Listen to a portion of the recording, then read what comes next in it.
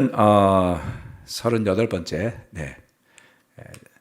이삭의 혼사. 혼사 그러면 좀 그런가요? 네, 이삭의 혼사입니다. 부제가 주님이 하시는 일인데요. 지난 주일에 몽골에서 또 홀랑이라는 자매가 세례를 받았습니다. 지난주에 말씀드린 것처럼 작년에 세례받은 부지마 자매의 딸이고요. 마침 대학 진학을 박정호, 박은정 부부가 교수로 있는 학교로 진학을 했습니다. 그래서 굉장히 격려가 되는 소식이었는데 또 아쉽게도 안타깝게도 우리 은정자매 아버님께서 토요일 날 돌아가셨어요. 그래서 저하고 우리 김민수 전사님 또 방학식 목사님 이렇게 세 사람 부산에서 또 김성경 형제까지 같이 해서 발인 예배 드리고 장지까지 다녀왔습니다. 코로나 때문에 올 수가 없었어요. 왔다가 다시 몽골로 들어갈 수가 없어서 오지 못한 채 참 안타까운 마음으로 함께 장례식을 지켜봤습니다. 여러분 많이 위로의 기도를 부탁드립니다. 또 우리 영숙 자매 어머님께서도 금요일 날 돌아가셨죠.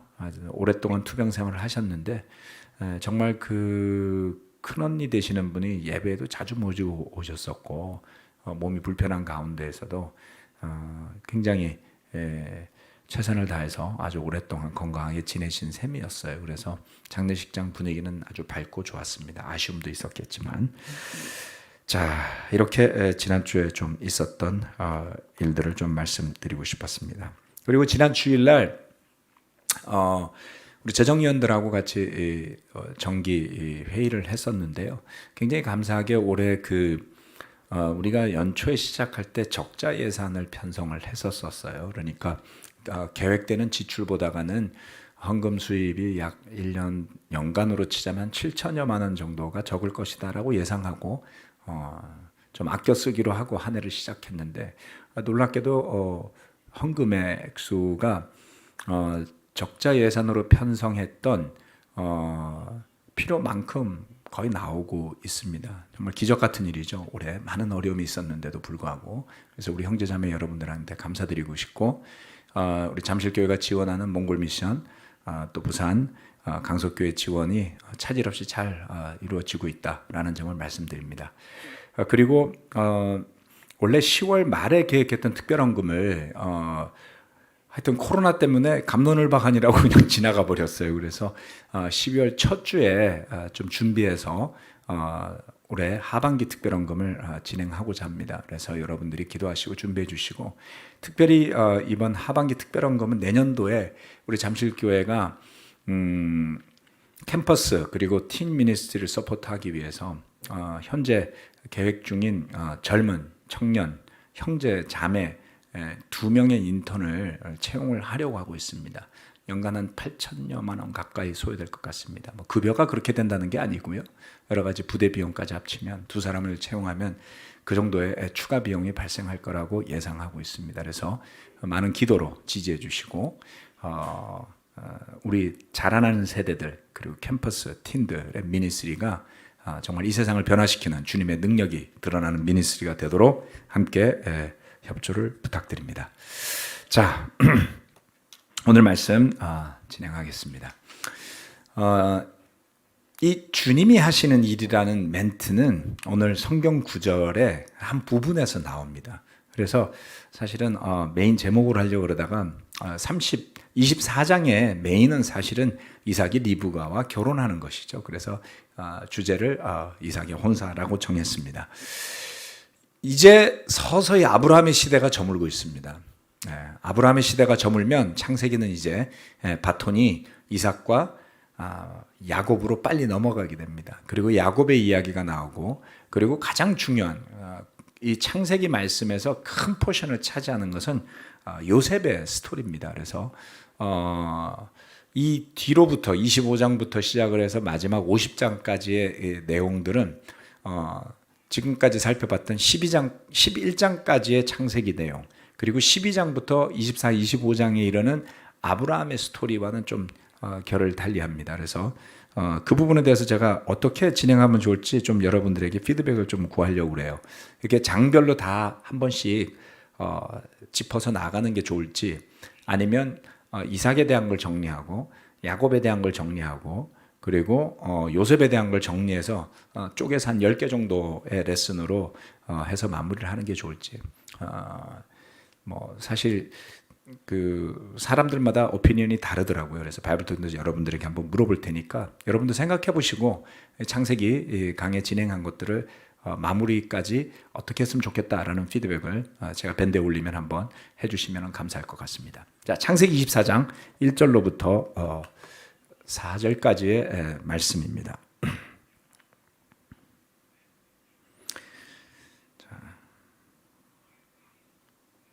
네, 24장이죠.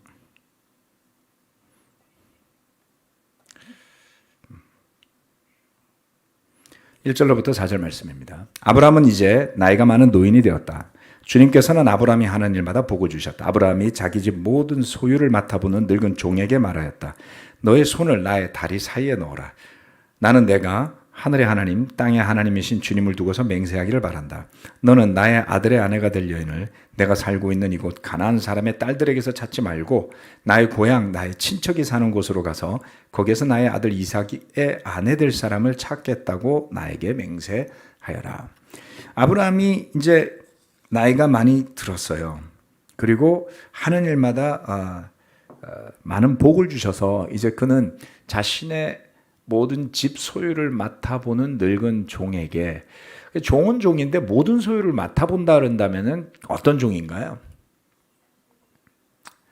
그렇죠? 이제 부회장 정도 된다고 생각하시면 돼요. 회장 다음 부회장. 그래서 이제 차기 회장은 이삭이 하는 거예요. 차기 회장은 부회장이 하지 않고 원래 아들이 하죠. 하지만 상당히 종이라는 표현을 쓰지만은 그 아브라함의 집안에 영향력을 행사하는 사람이다라고 생각할 수 있습니다. 학자들은 이 종을 엘리에셀이라고 보고 있습니다. 아브라함이 한때 하나님 앞에서 제 재산을 물려받을 사람이라고는 다마스커스 녀석 엘리에셀밖에 없습니다. 이렇게 성경이 이야기한 부분이 있죠. 그 엘리에셀일 것이다 라고 보고 있습니다. 그렇게 한번 좀 생각하시고 스토리를 쭉 보시면 좀 더 눈에 들어오는 부분들이 있습니다. 아무튼 이 아브라함과 그 종의 그 관계는 굉장히 밀접하고 큰 신뢰가 있습니다. 요즘처럼 돌아서면 뒤통수를 치는 세상과는 좀 많이 다르죠. 물론 성경에도 그런 사람이 나옵니다만은 적어도 아브라함에게는 굉장히 충실한 신앙의 버디였던 그리고 재산을 맡아 관리해주는 이 엘리에셀이 있었다. 그런데 독특하게도 아들의 아내 될 사람, 며느리 될 사람을 찾으러 가라 그러는데 그걸 맹세할 때 왜 손을 다리 사이에다가 넣어가지고 그렇죠? 하라 그랬는지 궁금하죠. 네. 그래서 이 부분은 관습이라고 봐야 할지 뭘지 모르겠지만 이게 그 나름대로 어떤 풍요를 상징하는 행동이라고 그래요. 그래서 저는 따라할 생각은 없습니다. 네. 그래서 아무튼 이런 흥미로운 내용들이 성경에는 가끔 나온다. 너무 당황하지 말고 내가 그때 문화를 잘 모른다 이렇게 생각하시고 보시면 됩니다. 제가 그 고대 근동의 문화에 대한 책을 한 권 또 사서 최근에 지금 읽어보고 있는데 아무튼 우리가 지금 시대의 눈으로 그 고대 근동의 문화를 다 이해할 수 없다라는 것은 되게 분명한 것 같습니다. 한 가지 특징적인 것은 아브라함이 며느리감을 가나안에서 찾지 않았다라는 것이죠. 가나안에서 찾지 않습니다. 그래서 결국 이삭도 같은 마음을 가지고 있었었죠. 이삭도 같은 마음을 갖고 있었습니다. 그런데 나중에 가보면 야곱의 시대에 가서는 그게 좀 흐릿해요. 예. 심지어는 요셉은 이집트의 제사장의 딸들과 결혼하죠. 그러니까 이 창세기 안에서도 며느리를 선택하는 그 기준이 처음에는 굉장히 강력하게 하란에 있는 가족들을 중심으로 하려는 그 경향이 짙습니다. 그런데 그 힌트가 이 24장 안에 나와요. 읽어가다 보면 왜 그런지가 나오게 됩니다. 자, 첫 번째, 언약을 바탕으로 이삭의 짝을 구하는 아브라함입니다. 그 다음에 이어지는 7절에서 그냥 넘어가 버리죠. 예, 제가 너무 빨리 눌렀군요. 24장 7절에서 8절 말씀을 읽어보면 이렇게 이야기합니다. 주 하늘의 하나님이 나를 나의 아버지 집 내가 태어난 땅에서 떠나게 하시고 나에게 말씀하시며 나에게 맹세하여 이르시기를 내가 이 땅을 너의 씨에게 주겠다 하셨다. 그러니 주님께서 천사를 너의 앞에 보내셔서 거기에서 내 아들의 아내 될 사람을 데려올 수 있도록 도와주실 것이다. 이것이 아브라함의 믿음이었습니다. 그 여인이 너를 따라오려고 하지 않으면 너는 나에게 한 이 맹세에서 풀려난다. 다만 나의 아들을 그리로 데리고 가지만은 말아라. 자, 결혼을 하는데 결혼의 아주 중요한 이유 중에 하나는 이 땅을 하나님께서 아브라함과 그의 약속의 아들에게 주겠다라는 것이죠.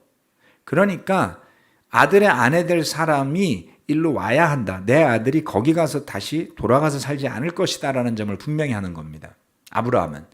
근데 지난번에도 봤지만 사라가 세상을 떠날 시점에서도 여전히 아브라함은 겨우 무덤 한 귀퉁이 정도만을 소유한 나그네 신분이었던 것이죠. 그럼에도 불구하고 그는 굉장히 굳은 믿음 가운데 있었다라는 것을 볼 수 있습니다. 그래서 아브라함이 그 이삭의 아내를 구할 때에 그저 먹고 사는 일에 급급해서 결혼에만 포커스가 가 있었다라고 보기는 어렵습니다. 그래서 아브라함도 그의 늙은 종 엘리에셀도 이삭의 아내를 얻는 일에는 매우 신중했고 그 혼사의 중심에는 주님으로부터 받은 언약이 자리 잡고 있었다라는 것입니다. 그렇기에 혼사 문제로 자신의 약속받은 것을 버리고 고향으로 돌아간다는 것은 계획에도 없고 고려 사항도 아니었다. 즉 주님으로부터 받은 언약이 얼마나 중요한지 또 그것이 그의 삶의 근본을 이루고 있는지를 알 수 있는 부분입니다. 이 부분은 우리가 그리스도인으로 살아가면서 점점 시간이 지날수록 중요하게 작용할 겁니다. 저와 여러분이 하나님 앞에 어떤 믿음의 약속을 했었는가, 내가 예수님의 제자가 되기로 결심했을 때 그 결심은 무엇이었던가, 예수님을 나의 주님으로 모시는 결정들을 했죠. 나는 죄에 대해서 죽고 그리스도께서 내 안에 살아나는 그 결정들을 하지 않았습니까? 그것 때문에 우리가 순종하는 거죠. 그것 때문에 좋은 아버지도 되어야 하고 좋은 남편도 되어야 하고 좋은 아내도 되어야 하는 겁니다. 그렇게 하는 것이 유익하기 때문이다. 이것은 부수적으로 따라오는 것이죠. 그리스도 예수의 은혜에 반응하는 삶. 우리 감사함의 근본은 우리의 의로움이 있지 않죠. 우리 감사함의 근본은 내가 얼마나 엉망진창인 죄인인지에 있습니다. 그런 우리를 구원해 주신 은혜에 있다라는 것이죠. 그것이 우리의 삶의 결정들의 근본을 형성해야 한다라는 것입니다. 자, 이렇게 짝을 구하는 일에 언약을 바탕으로 하는 것이다. 어려운 일입니다, 여러분. 어떻게 저는 정말 철모르고 세례받고 그냥 살다가도 하나님이 좋은 제자의 짝을 만나게 해주셨지만 what if 만약에 내가 지금 이 나이까지 내 짝을 찾지 못했다면 어떻게 해야 할까요? 그래도 여러분은 여전히 믿음의 약속의 짝을 기다릴 수 있는 믿음이 있을까요? 굉장히 어려운 일입니다.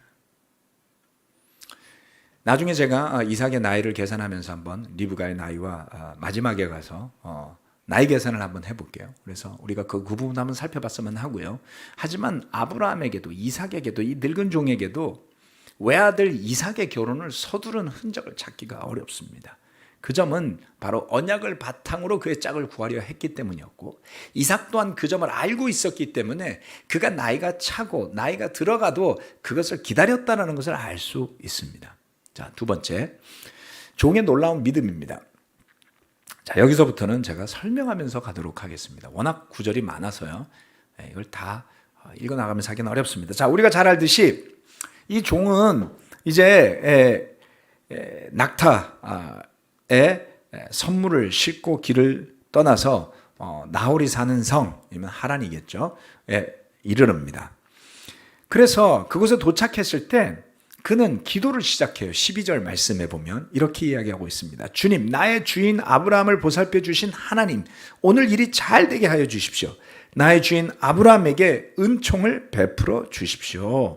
제가 여기 우물 곁에 서 있다가 마을 사람들의 딸들이 물을 기르러 나오면 제가 그 가운데서 한 소녀에게 물동이를 기울여서 물을 한 모금 마실 수 있게 하여 달라 하겠습니다.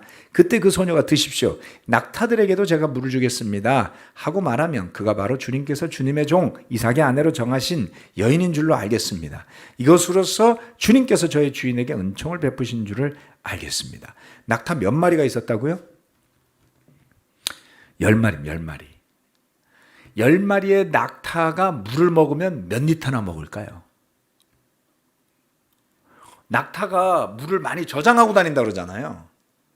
그러니까 먼 거리를 여행하고 와서 그 낙타가 물을 마시려고 하면 꽤 많이 마실 거란 말이죠.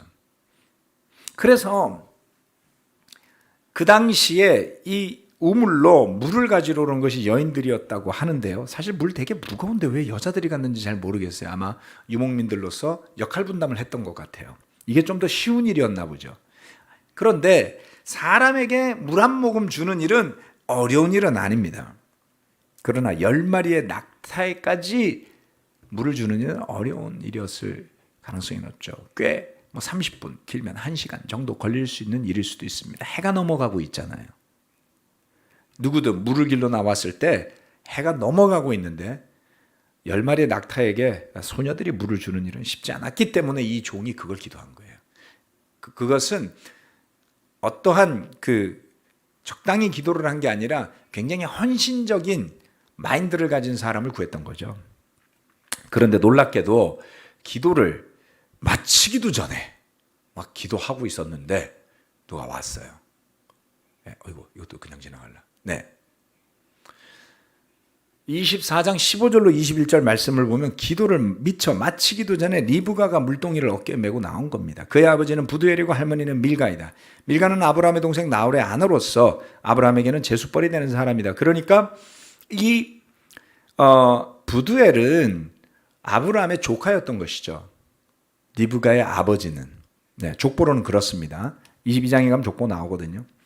그 소녀는 매우 아리따고 지금까지 어떤 남자도 가까이 하지 아니한 처녀였다. 그 소녀가 우물로 내려가서 물동에 물을 채워가지고 올라올 때에 그 종이 달려나가서 그 소녀를 마주보고 말하였다. 이 동이에 든 물을 좀 마시게 해주시오. 그렇게 하니 리브가가 할아버지 드십시오 하면서 급히 물동이를 내려 손에 받쳐 들고서 그 노인에게 마시게 하였다. 아이고 이뻐라.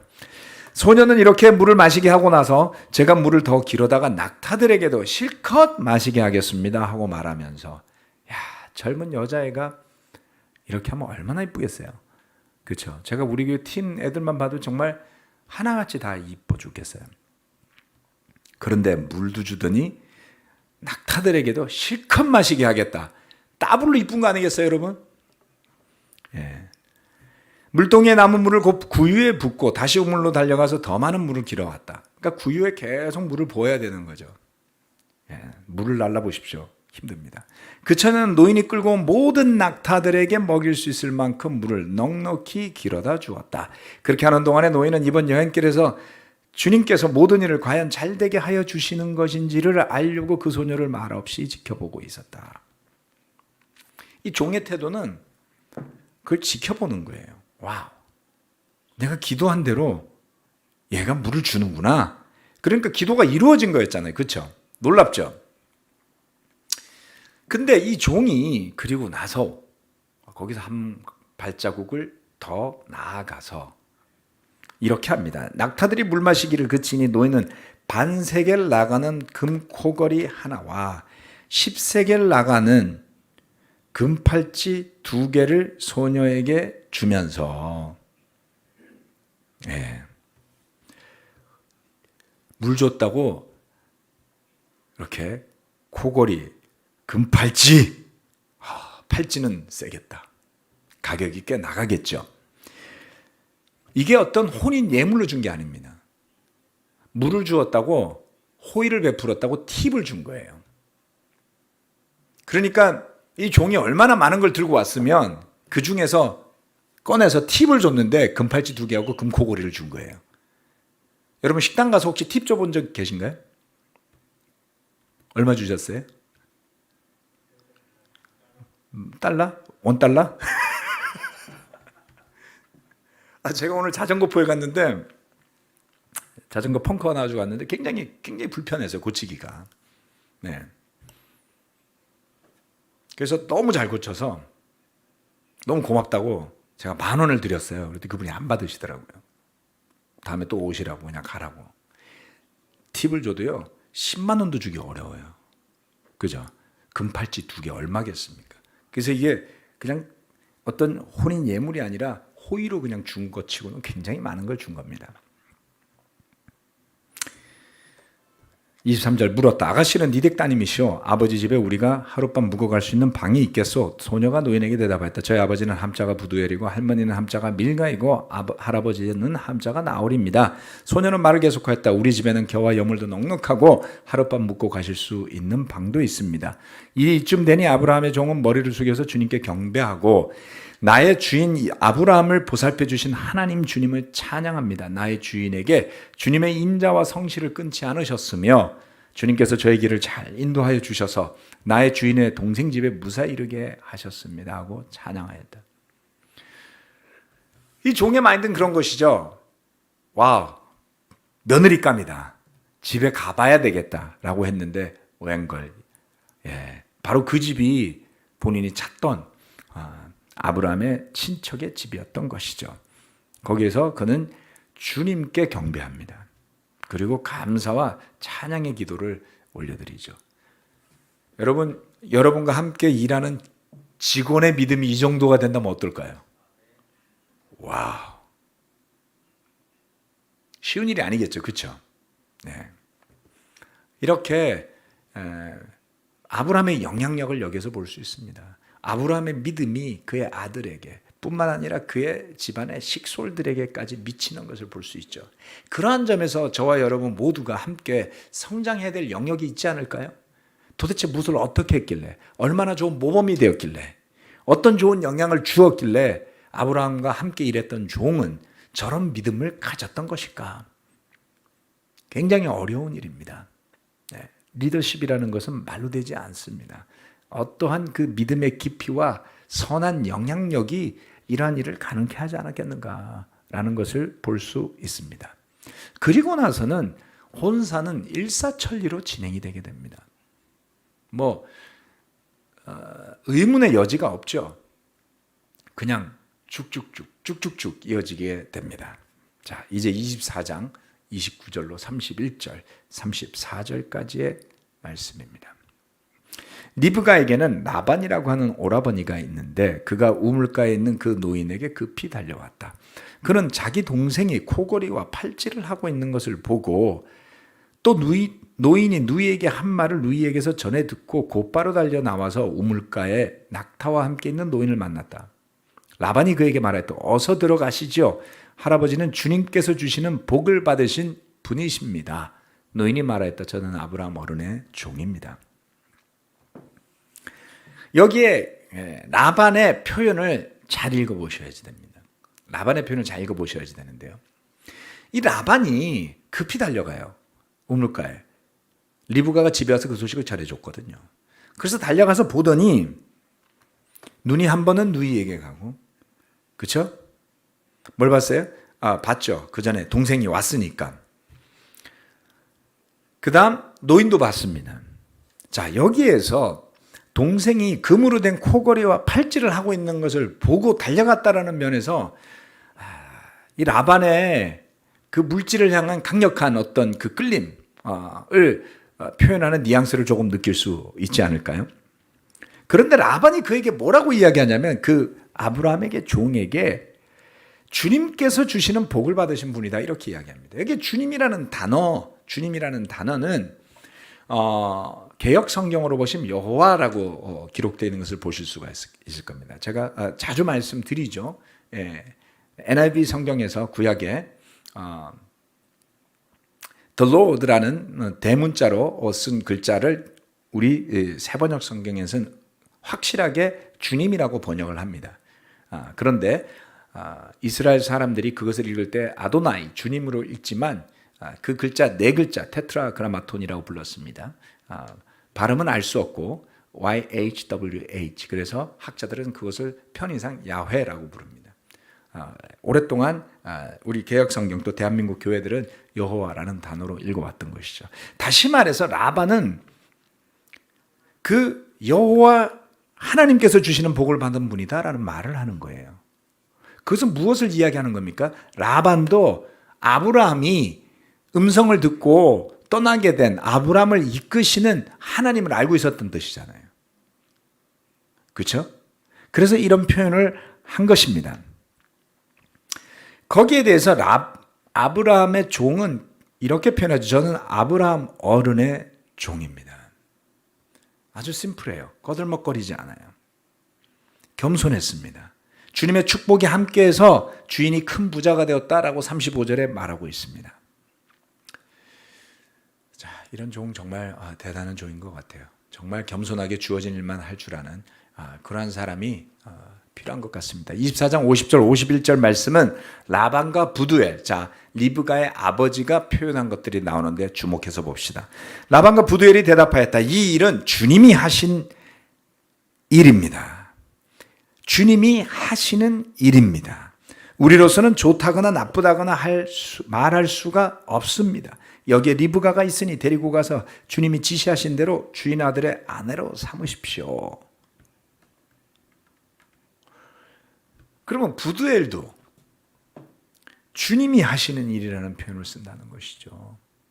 이 혼사를 리브가의 이야기를 듣고 이 종의 자초지종을 들어보고 나더니 와우, 그 기도대로 이루어진 것을 보면 주님이 하시는 일이구나, 여호와께서 하시는 일이구나 라는 믿음을 가지고 있었더라는 것입니다.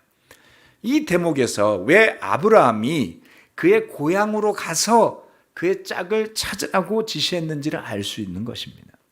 가나안 지역에 있던 사람들은 그 주변에 많은 상거래를 하면서 살고 있지만 여전히 아브라함과 그의 가족들이 떠돌이로 있는 신세였더라. 그들이 가지고 있는 신앙이 그 이웃들에게까지 전해지지 않았어요.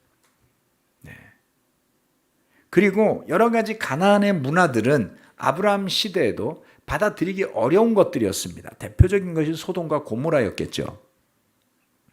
그래서 아브라함은 거처를 자주 옮겨 다니면서 살게 됩니다. 유목민이어서 그랬던 것도 있었을 것이고요. 다른 피치 못할 사정도 있었다라고 생각할 수 있지만 아브라함의 가족들은 어떠한 영향으로 인해서 아브라함이 떠나올 때에 그 아브라함만 여호와 하나님을 알고 있었던 것이 아니라 그의 친척들도 그 하나님에 대한 것을 알고 있었다라는 것을 여기에서 확인할 수 있습니다. 그래서 이삭은 자신의 짝을 그곳에서 찾아야 한다라는 것을 알고 있었던 것이죠. 그랬기 때문에 이삭은 그의 아들들도 그곳에서 짝을 찾아야 한다라는 생각을 가지고 있었던 것입니다.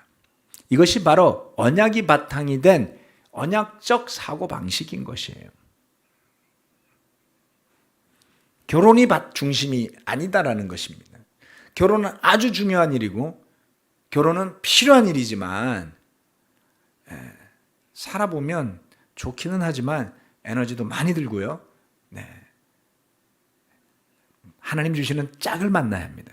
결혼이 목적이 되어서는 안 됩니다. 하나님이 주시는 짝을 만나십시오. 그리고 그리스도인으로서 서로를 만났다면 하나님의 부르심에 합당한 파트너들이 되도록 하셔야 됩니다. 그러지 않으면 결혼은 축복이 되지 않습니다. 결코 쉽지 않습니다. 자, 그래서 이렇게 주님이 하시는 일들이 진행되는 것을 보면 일사천리로 진행이 되죠. 저는 우리가 이 예배당을 매입할 때가 생각이 났어요.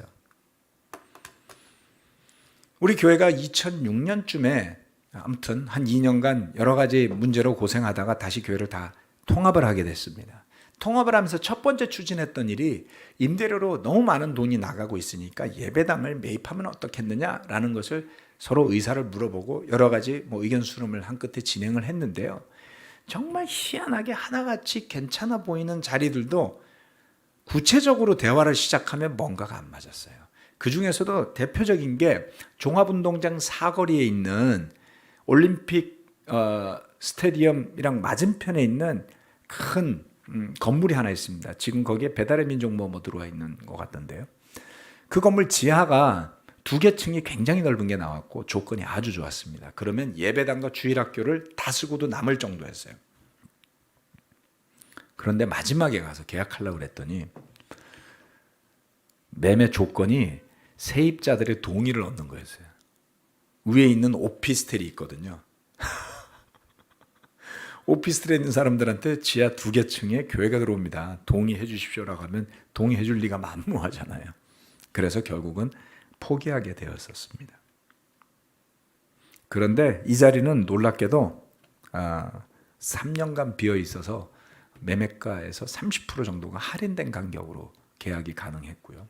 우리 교회가 한기총 가입이 안 돼 있어서 대출이 안 되었는데도 불구하고 기가 막히게 광주에 있는 수협 한 지점장이 대출 허가를 해줬습니다. 그것도 마지막에 안 될 뻔하다가 이야기가 되어서 우연히 물어보니 마침 그 지점장이 파크리오에 살고 있었어요. 그래서 잘 이야기가 되어서 대출도 진행이 되고 예배당을 매입을 하게 되었던 것이죠. 주님이 하시는 일을 우리가 지켜볼 필요가 있습니다.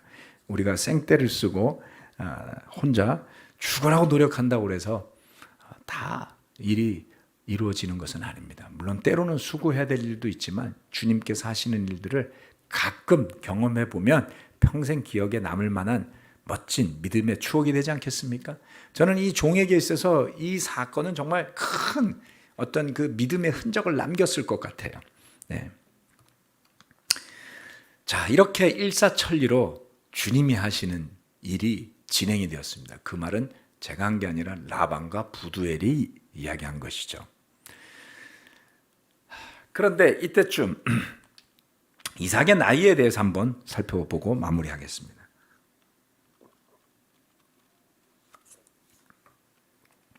창세기에서 나이에 대한 것을 쭉 찾아보면 생각보다 앞뒤로 많이 왔다 갔다 해야 돼서 늘 헷갈립니다. 쉽게 외울 수 있는 방법이 있는데요.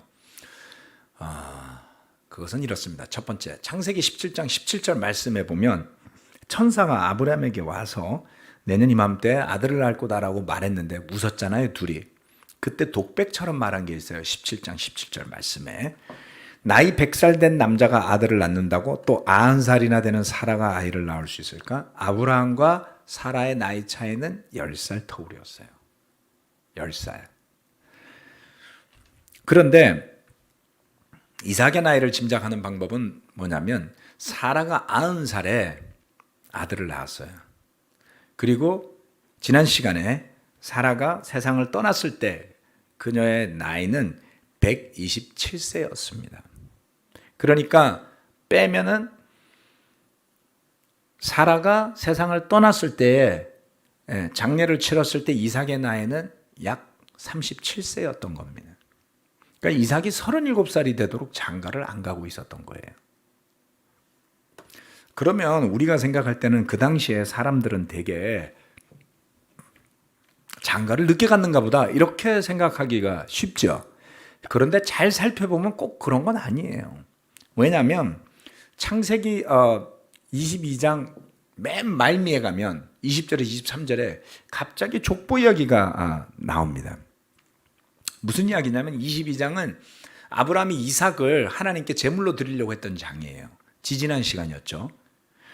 그런데 그 이야기가 나오다가 마지막에 족보 이야기가 딱 몇 구절이 나오는데 이런 일이 있은 지 얼마 뒤에 다시 말해서 아브라함이 아직 어린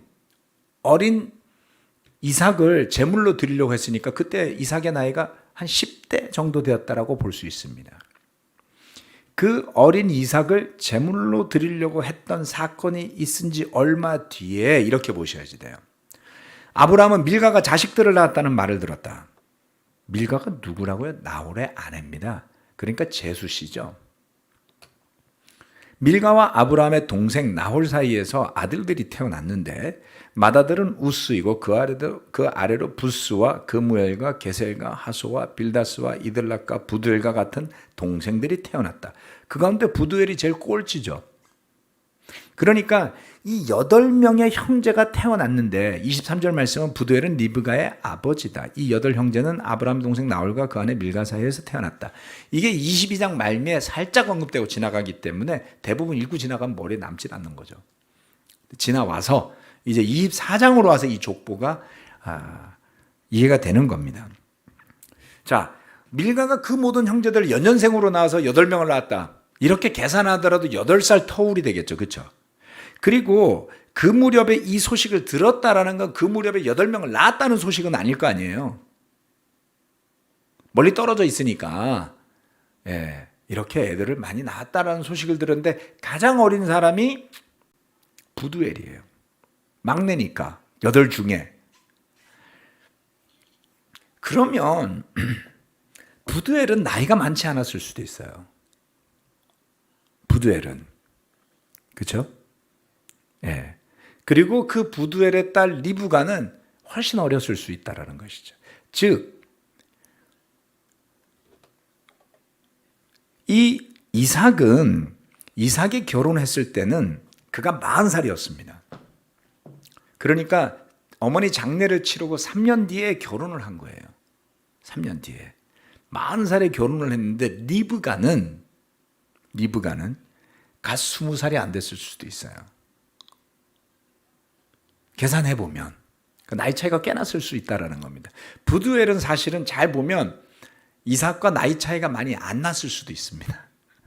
그러니까 정확하진 않아요. 정확하진 않은데 아까 그 22장 말씀을 바탕으로 봤을 때에 마지막으로 태어난 애를 기준으로 그 소식을 전하지 않았을까? 뭐 이렇게 생각할 수도 있고요. 그리고 난 다음 좀 어느 정도의 시간이 흘렀다라고 생각할 수도 있겠죠. 그렇게 따지면 이삭과 부두엘이 나이 차이가 얼마 안 난다라고 볼 수도 있다라는 저의 추측입니다. 그래서 틀릴 수도 있는데 여러분 관심 있게 족보를 공부해 보시길 바랍니다. 자, 그 이야기를 목적으로 하려고 했던 것은 아니고요. 서두에서 말씀드렸죠. 이삭이 결혼을 서둘렀던 건 아니라고요. 거기에 이유가 있었던 것 같습니다. 그런데 이 무렵에 여기 있던 말씀이에요. 여기에 보면 하나를 더 제가 말씀드리고 마무리를 짓겠습니다. 이게 나을 거예요. 그래서 62절, 63절, 67절 말씀 세 구절을 제가 읽고 중간에 하나는 영어로 되어 있습니다.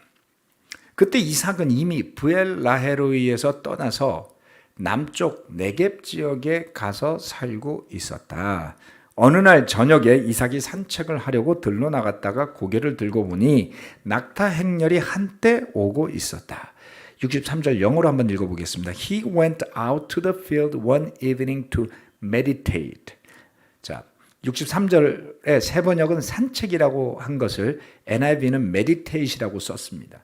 자, 이 단어가 뜻이 분명치 않아서 밖으로 나간 건 확실해요.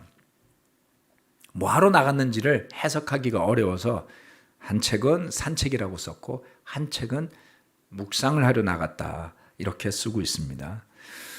자, 67절 말씀. 이삭은 리브가를 어머니 사라의 장막으로 데리고 들어가서 그를 아내로 맞아들였다. 이렇게 해서 리브가는 이삭의 아내가 되었으며 이삭은 그를 사랑하였다. 이삭은 어머니를 여의고 나서 위로를 받았다. 3년간 이삭의 마음이 허했던 거예요. 어머니를 떠나보내고. 마마보이였나요? 네. 늙음하게 얻은 아이를 정말 애지중지 키우고 유대관계를 형성했던 것 같아요. 그리고 이삭이 혼자 있었잖아요. 형제들도 나중에는 없어졌고 아마도 그래서 그 이삭은 꽤 외로운 가운데 컸던 것 같아요. 근데 제가 여기서 주목해서 봤던 것은 이삭이 브엘라헤로이에서 떠나서 남쪽 네겝 지역에 가서 살고 있었다라는 것입니다. 부엘라 헤로이라는 지명은 한번 들어봤던 기억이 있을 가능성이 높은데요. 어디냐면 지도에서 보시면 가운데 이렇게 영어로 쓰여 있습니다. 부엘라 헤로이라고 가운데 되어 있죠. 그런데 여러분 지도를 보시면 이 부엘라 헤로이라는 곳이 그 사해 끝에서부터 약간 왼쪽으로 내려와 있죠. 그리고 지난 시간에 막벨라 굴에 사라를 매장했던 아브라함이 있었던 곳은 헤브론이었어요. 헤브론은 사해의 이 옆에, 그렇죠? 약간 중간 정도의 옆에 있습니다. 예루살렘은 여기보다 약간 더 위에 있거든요, 나중에. 그래서 제가 이 말씀을 드리는 이유는 뭐냐면 네겝이라는 지역은 사막 쪽인데 부엘라 헤로이라는 지역에서 더 밑으로 내려간 거죠. 여기서 더 내려오면 술광야라는 곳이 나옵니다. 이 지형도 나중에 아주 중요한 지명입니다. 그래서 술광야라는 곳 또는 가데스 바네아라는 지명도 출애굽기에서 아주 많이 언급되는 지역이니까 한번 염두에 두시기 바랍니다. 그런데 이 부엘라 헤로이는 왜 의미가 있냐면 하갈이 사라를 피해서 도망쳤을 때 발견한 셈이었어요. 그 부엘라 헤로이라는 뜻이. 그래서 그 뜻은 보시는 하나님이라는 의미를 갖고 있습니다. 네, 제가 여기다 적어놓지는 않았는데요. 보시는 하나님. 하갈이 사라의 핍박을 받고 도망쳐서 천사가 그녀를 도와서 샘물을 발견하게 했죠. 그래서 그 부엘라 헤로이라는 지역에는 하갈이 발견한 샘이 있습니다. 그 샘 지역으로 이삭이 내려가서 살다가 거기에서 더 남쪽인 네게베까지 갔다라는 것이죠. 그 지명이 가지는 의미, 보시는 하나님, 하나님이 그 하갈을 보셨다, 내지는 하갈의 눈이 밝아져서 샘물이 보였다, 그것을 보게 하신 분이 하나님이다, 이런 의미가 있지 않을까요? 때로는 우리가 좀 힘들고 어려우면 안식을 얻고 싶고 좀 휴식하고 싶고 뭔가 필요가 있을 때 그렇게 좀 안 보이던 게 보였으면 좋겠다, 이런 느낌을 받을 때가 있지 않을까요? 아마도 이삭은 또는 아브라함도 어떤 이유에서건 간에 헤브론에다가 사라를 장례 지내고 난 다음에 더 남쪽으로 내려와서 살았던 것은 분명한 것 같습니다. 그리고 그 지형 중에 하나인 부엘라 헤로이가 거기에 언급이 되어 있는 것도 의미가 있다라는 생각을 해보게 됩니다. 이 전체적인 그 24장의 스토리들은 뭐 영화 같기도 하고 약간 읽어보면, 그리고 아주 서정적이기도 합니다. 이삭이 그 리브가를 만나는 장면은 굉장히 로맨틱한 부분도 있습니다만 여전히 그 가운데 핵심은 믿음이 중심이 되어서 하나의 가정이 만들어져가는 과정을 그렸다. 아브라함도, 아브라함의 종도, 부두엘도, 라반도, 그녀의 가족도 모두 다 여호와 하나님을 중심으로 이 모든 이야기를 풀어가고 있다라는 것입니다. 아주 중요한 혼사, 그렇죠? 약속의 씨앗의 시작인 그 이삭의 혼사를 놓고 이처럼 믿음이 집중된 마음들이 맺어낸 열매가 바로 이삭의 혼사였다. 결혼은 중요한 일입니다, 여러분. 태어났으니까 결혼해야지 뭐 이렇게 할 수는 없겠죠. 그것이 얼마나 하나님의 뜻에 맞게 하나님이 주시는 짝을 통해서 살아가게 될지를 기대하는 믿음, 마음, 싱글 형제자매 여러분들은 가지시길 바라고요. 어렵습니다. 쉽진 않습니다. 하지만 기도하십시오. 결혼하신 분들이라면 그와 같은 놀라운 하나님의 뜻에 맞는 짝을 만나 결혼하셨는데 만족하십니까? 대부분 만족하시는 것 같아요. 제가 요즘 결혼부 분위기를 보면 굉장히 분위기가 좋아요. 혹시 그렇지 못한 분들이 계시다면 파트너를 탓하기 이전에 내가 얼마나 하나님이 중심이 된 믿음으로 이 결혼을 바라보고 나의 남편으로서의 본질, 아내로서의 본질에 충실하고자 하는지를 생각해 봐야 됩니다. 또 이 설교를 듣고 있는 팀들이나 캠퍼스 형제자매들이 있다면 세상이 만들어준 이미지에 혹해서 그러한 관점에서의 짝을 찾으려는 생각에서 벗어나기를 부탁드립니다. 상업화된 여자의 이미지, 상업화된 남자의 이미지를 가지고 여러분의 연애 생활을 계획하다가는 박살납니다. 세상의 쓴맛, 죄악의 지저분한 맛 다 보시게 될 거예요. 믿음 안에서 하나님이 주시는 짝을 찾은 이삭의 믿음이 우리의 후손들에게도 이어지게 되기를 바라면서 말씀 마치고 기도하겠습니다. 아버지 하나님, 오늘은 아주 흥미로운 창세기 24장 말씀을 살펴보았습니다. 이삭의 파트너를 찾는 과정에 아브라함과 그의 종과 또 그 리브가 대상이 된 리브가의 가족들이 얼마나 믿음으로 하나님을 중심으로 사고하고 반응하는지를 살펴보는 좋은 시간이었습니다. 주님, 우리의 삶이 이처럼 하나님을 중심으로 움직여 나가게 도와주십시오.